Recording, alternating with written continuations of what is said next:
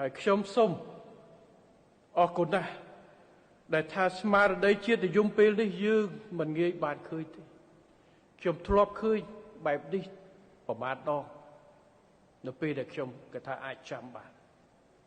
ទី1គឺពេលដែលយើងផ្ទុះអាវុធ2008 2011ទី2នៅពេលដែលយើងមូលគ្នារុញធ្វើប្រេជីហ្វូដនហើយឥឡូវទី3នេះដែលខ្ញុំឃើញគឺចលនាមូលមតិគ្នារបស់ប្រជាជាតិខ្មែរតែមូលបាទរាជរដ្ឋាភិបាលចាត់វិធានការឆ្លើយតបដើម្បីការពារផលប្រយោជន៍ជាតិការពារនៅកិត្តិយសជាតិវិធានការមួយចំនួនដោយរឿងច្រកលគេវិញយើងឲ្យរឿងព្រៃរឿងអីបណ្ដាឃើញបងប្អូនចេញមកថាប៉ុណ្ណឹងមិនទាន់គ្រប់ទៀត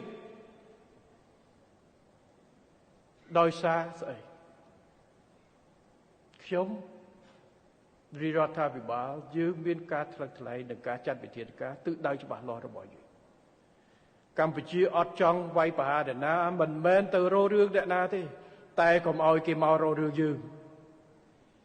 យើងអត់ធ្មត់ដើម្បីថែរក្សាស្ថិរភាពសន្តិភាពមិត្តភាពល្អរាប់ខែមកហើយ